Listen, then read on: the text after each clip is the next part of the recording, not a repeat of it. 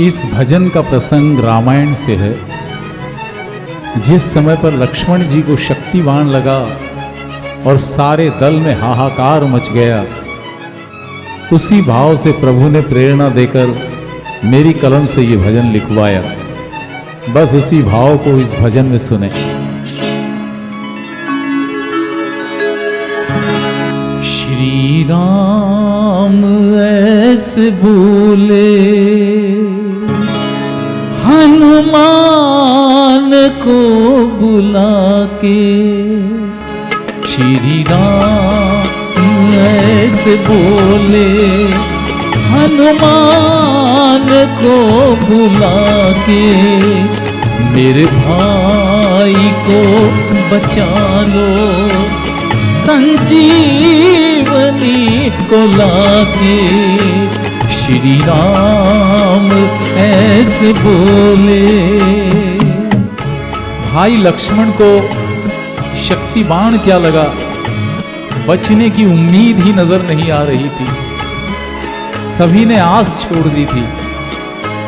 अवतारी पुरुष प्रभु राम की जो स्थिति थी उसे देखने वालों ने शब्दों में बयां किया है।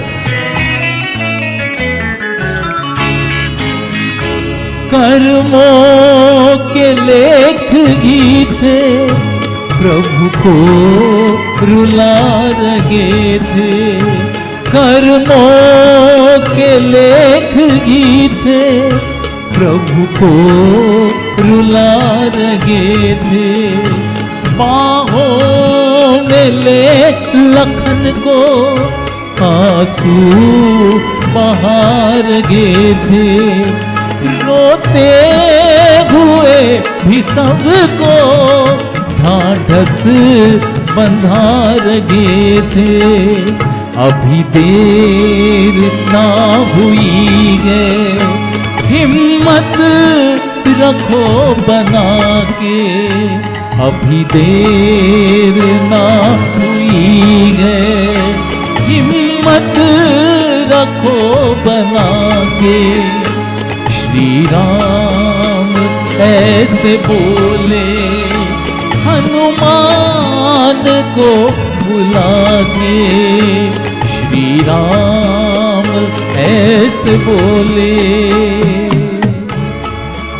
लक्ष्मण जी की हालत देखकर वैदराज कहते हैं, प्रभु मेरे पास ऐसी कोई दवा नहीं है जिससे लक्ष्मण जी के प्राण बचाए जा सके, लेकिन फिर भी एक उपाय है, अगर वो हो जाए तो उनके प्राण बच सकते हैं। तो प्रभु कहते हैं वो क्या है वैदराज? तो वैदराज कहते हैं, कहे वैदराज आके प्रभु प्राण बच तो जाए, कहे वैदराज आके प्रभु प्राण बच तो जाए। धौलागिरी पे जाके संजीवनी जुलाए, जाए जो भोर घी से पहले वो लौट आए। जिसको भी भेजो प्रभु तुम, बस बात ये बता के, जिसको भी भेजो प्रभु तुम, बस बात ये बता के। श्री राम ऐसे बोले हनुमान को बुला के, श्री राम ऐसे बोले। प्रभु सोच में पड़ जाते हैं कि संजीवनी बूटी और वो भी भोर के पहले, ऐसा चमत्कार कौन कर सकता है। मन ही मन विचार करते हैं और प्रभु तय करते हैं कि इसको सिर्फ एक नाम ही अंजाम दे सकता है, और वो है मेरा प्रिय सेवक हनुमान। आया ख्याल प्रभु के ये कपी ही कर सकेगा। आया ख्याल प्रभु के ये कपी ही कर सकेगा। रघुकुल पे आए दुख को हनुमत ही हर सकेगा। कपि पूटी के बिना लक्ष्मण नहीं बचेगा। इतना भी याद रखना कहीं भोर हो न जाए। इतना भी याद रखना कहीं भोर हो न जाए। श्री राम ऐसे बोले हनुमान को बुला के। श्री राम ऐसे बोले। प्रभु राम और हनुमान जी दोनों ही ब्रह्म के अवतार हैं और दोनों का अपना अपना अपनी जगह स्थान है। राम जी अगर देवों के देव हैं तो हनुमान जी सेवकों के सेवक। लेकिन राम जी अपने मन की बात हनुमान जी यूं कहते हैं, तुमसे गियास हनुमत कोई नहीं सहारा। तुमसे ही आस हनुमत कोई और ना सहारा। कभी ना चुका सकूंगा ये ऋण कभी तुम्हारा।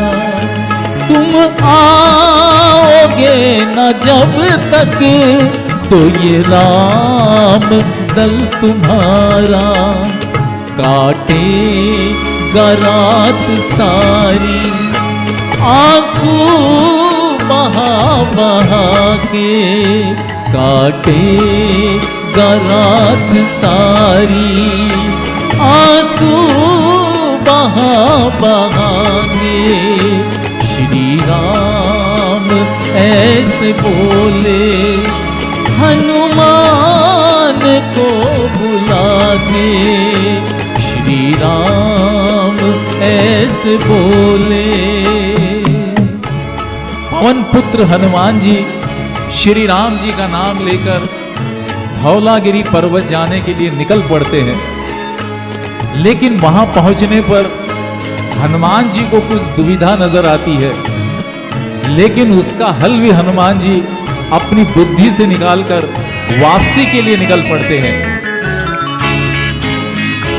प्रभु नाम की ही ताकत कपि को उड़ा रही थी। प्रभु नाम की ताकत कपि को उड़ा रही थी। हर रंग की थी बूटी जादू दिखा रही थी। मन में कपि के ज्यादा शंका बढ़ा रही थी।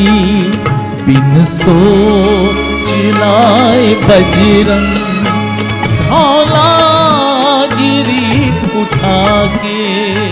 बिन सोच लाए बजरंग धौला गिरी उठा के।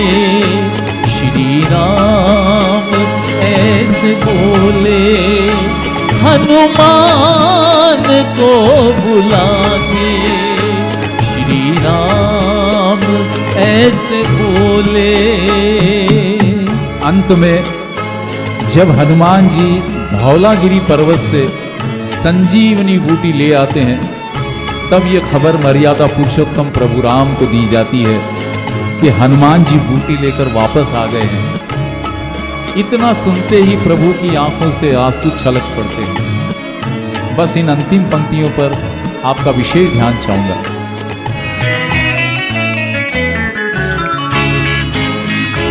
जब लाए बूटी हनुमत रोने लगे थे भगवन। जब लाए बूटी हनुमत रोने लगे थे भगवन। बूटी के सूंघते ही चलने लगी थी धड़कन। बूटी से फिर मिला है लक्ष्मण को एक जीवन। जो किया है तुमने हनुमत कोई और कर न पाए। जो किया है तुमने हनुमत कोई और कर न पाए। श्री राम ऐसे बोले हनुमान को बुला के, मेरे भाई को बचा लो संजीवनी को लाके। श्री राम ऐसे बोले।